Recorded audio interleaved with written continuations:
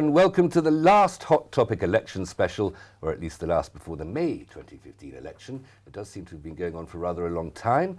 In this programme, we remind ourselves of the mechanics of a general election and the meaning of our small democratic act in putting a cross next to a name.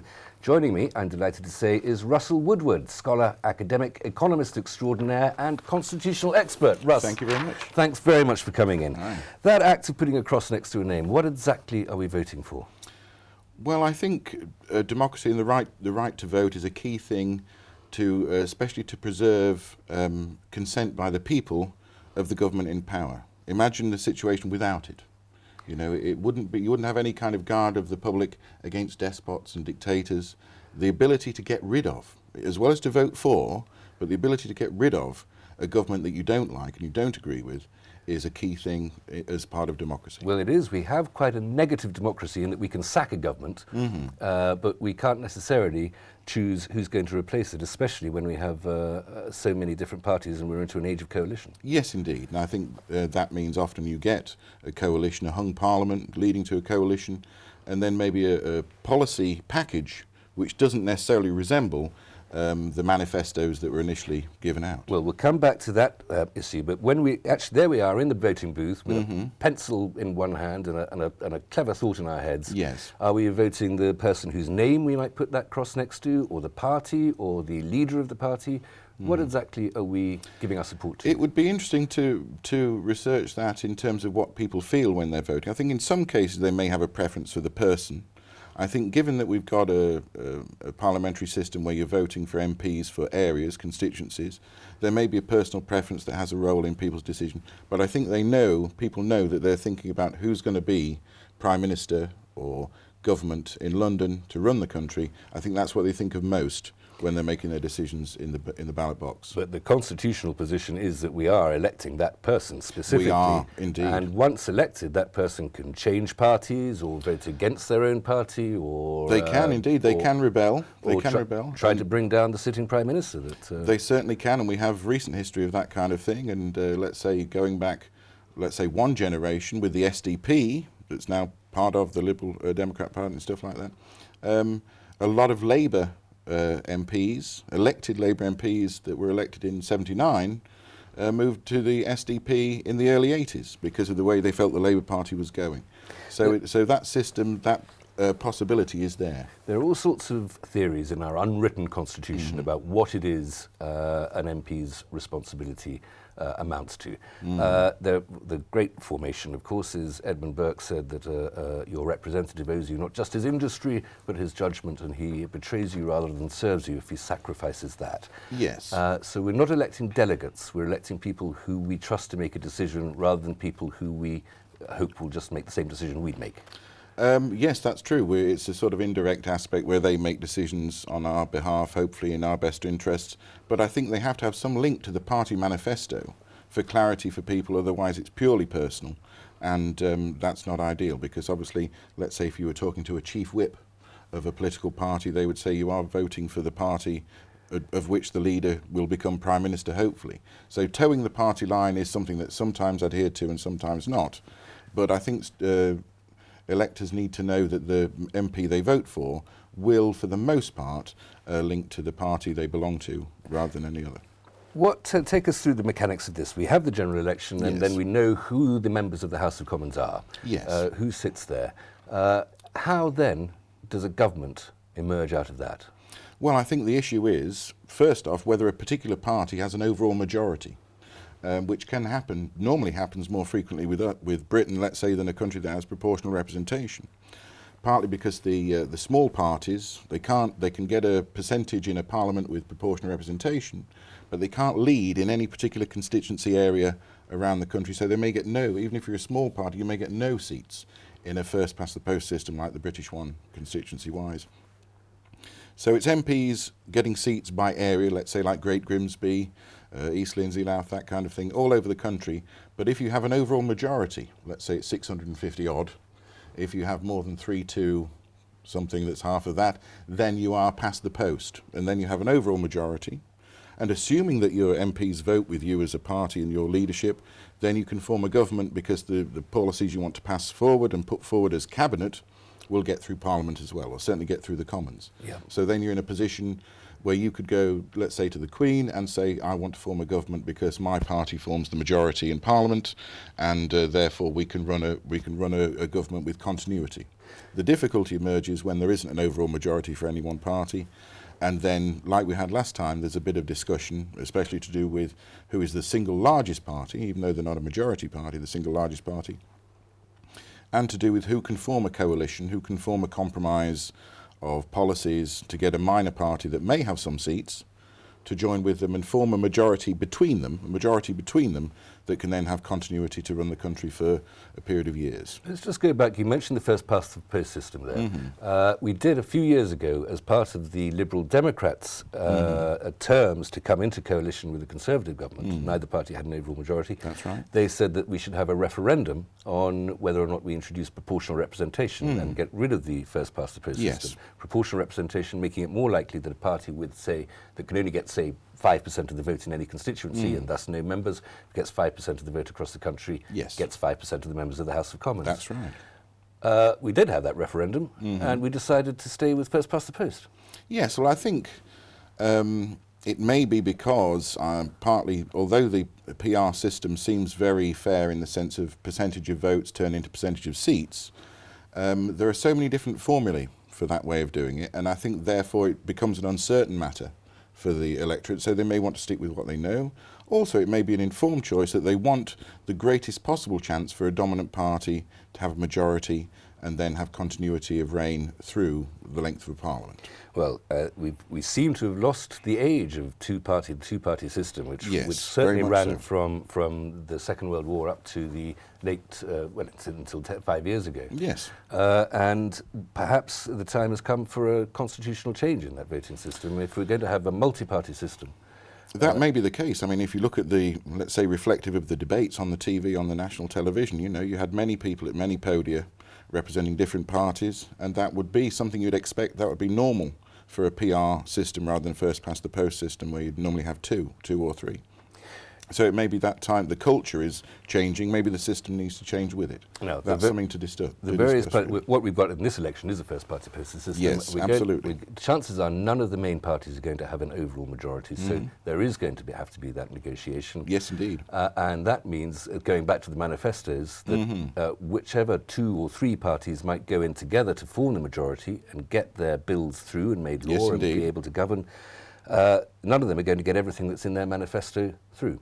That may well be the case. I think certainly a minority party that maybe forms the junior member of a partnership coalition will certainly insist on certain things to be done that come from their manifesto, like as it was in the past with in the recent past with the referendum. So we have a possibility in a multi-party coalition state that nobody gets what they voted for. That certainly could be the case because we won't have control over which issues your party leadership will compromise on and which issues they won't. You don't have that for certain. I mean, they can pledge. The word pledge is coming out quite a lot at the moment, but you can't know for sure when you get to the, you used to call it smoke-filled rooms, but it probably isn't now in the workplace. Vapor-filled rooms. It could be vapor, could be a lot of hot air, but I think you can't be sure which issues they're going to hold on to most strongly and which ones they're willing to compromise on. We mentioned about who the Queen will give the telephone call to someone. She'd emphasise that she doesn't really have any choice in this. It's not. It's not an executive monarchy. It's official kind of thing. It's just a sort of ceremonial thing. That's right. But she, again, the parliamentary convention is that she has a duty to call first the party with the largest number of seats, even if it's not got an overall majority. I think that's sensible because it's probably the easiest process as a starting point from which to cobble together, if you like, a majority around the largest single party in Parliament. It may not ultimately be the way forward, depending on what the minority parties think. If the minority parties have much greater allegiance to the second scoring party, and ideologically if they're closer to them, then it may work out that way. And it would still, whatever coalition you get, it would need to have an overall majority in Parliament in order to be workable and have continuity of government. There are alternatives to coalition or majority party in the House of Commons. What is a minority government? Well, minority governments do take place where you have a party that forms the cabinet and becomes their leader tends to become Prime Minister. and they would then, because they're the cabinet, they would be the executive running the country day to day, but their continuity and survival would depend on passing, when they bring out policies that become aim to become laws, that they can get them through Parliament and get them through the legislature. And often it's the case that as soon as they fail to do one of those, if it's an important bill like the budget, then it becomes an electoral question again. So sustainability there is limited, I think. We're becoming used to coalitions. We've seen coalitions in all sorts of other countries, and even minority governments. What's our British history like with coalitions and minority governments? Well, I suppose it's fairly limited. I think one of the key things is it's to do with, let's say, in crisis times. Let's say in World War II, we had a coalition that ran through the most of the entirety of World War II. I think the next election that decided a government party was between the VE Day, Victory in Europe Day, and VJ Day, Victory in Japan Day. So, but the coalition was Labour and Conservative and all parties, and you had members of both parties in cabinet. And that was the government. In fact, started long before the national government, long before the Second World War. Yes, indeed. As the response to the Great Depression. Well, yes. When there's a crisis, I think when there's a crisis, then people need to see consensus. I'll have to stop you there. Please, we'll come back to these subjects in a moment. Please come back after this break.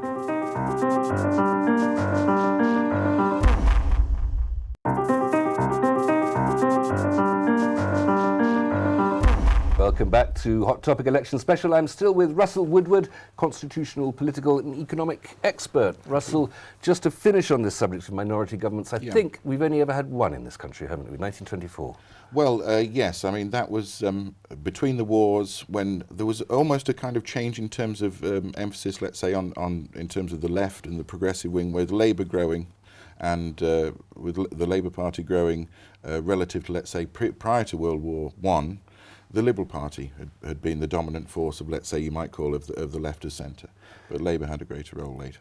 They did, but in that year, that government only lasted for 7 or 8 months, I think. The 1924 Labour government under Ramsay MacDonald. That's right, Ramsay MacDonald, Labour's first Prime Minister.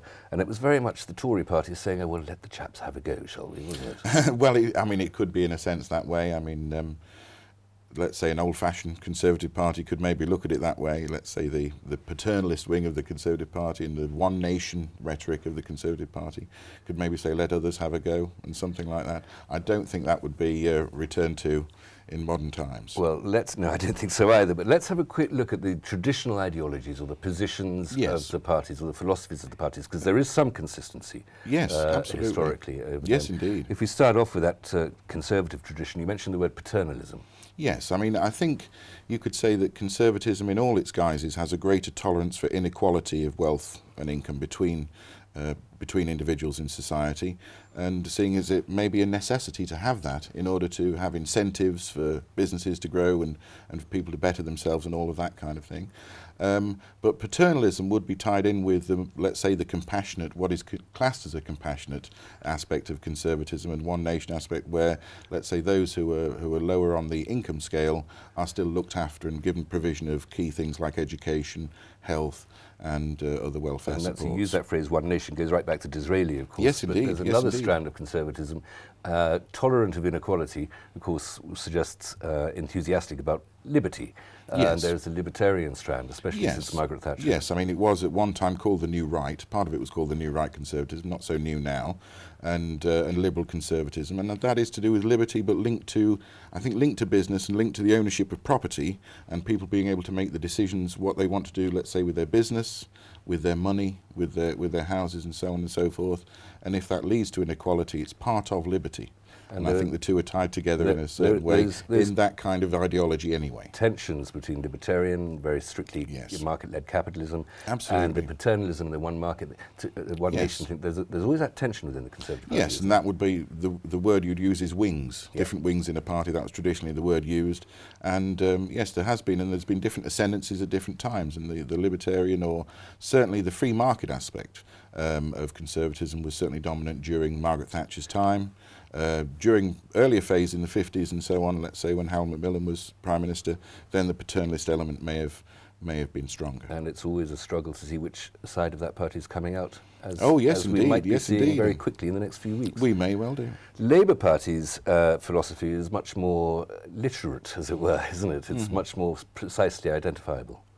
Well, yes, but I think the way things are, let's say, in recent Labour Party history, then it does become a mixture. And I think that you can point to general things, let's say, a greater tolerance for government intervention, let's say, like the minimum wage under Tony Blair, one of the first things he did, and maybe a lesser tolerance for inequality. And therefore the differing attitudes between the parties to do with the top rate of income tax and differing attitudes to do with benefit caps and so on and so forth. And that policy, that philosophy in the Labour Party has evolved, hasn't it? Certainly since, say, the 1980s, early 1980s, in the days of Michael Foot, when it was quite specifically a socialist party. Yes, indeed. That the state should take action over the individual to create Yes. equality. Yes, indeed. And over the years, through the leaderships of Neil Kinnock and John Brown and especially Tony Blair, it's really not all that different from a paternalistic one-nation Conservative Party.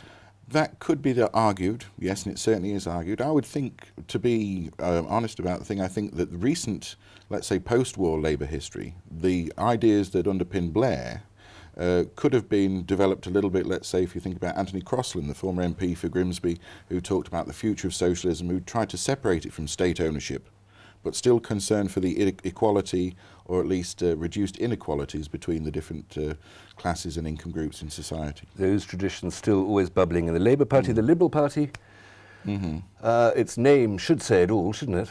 Well, I think often because it's to do with, let's say, liberalism and to do with freedom and freedom of expression, things like constitutional reform sometimes come to the head in the Liberal Party. Hence, they're pushing for the referendum that they had about proportional representation and issues to do with the Freedom of Information Act and so forth. Apologies to any parties we don't mention, but I think the Green Party, the name says it all, although apart from the environmental policies, where do they fall on that political spectrum between liberty and equality, between left and right? Yes, I would think you could, correct me if I'm wrong, but I think in a lot of ways towards the left, because a lot of environmental and the green aspect is often linked to the social aspect as well, and linked to ideas like sustainability and fairness and equity and things like that. So and also requires massive state action and thus state government involvement, government intervention, and as we know, the tolerance of government intervention in the economy is associated with the left more than the right. Yeah. Is it possible to sum up UKIP very briefly?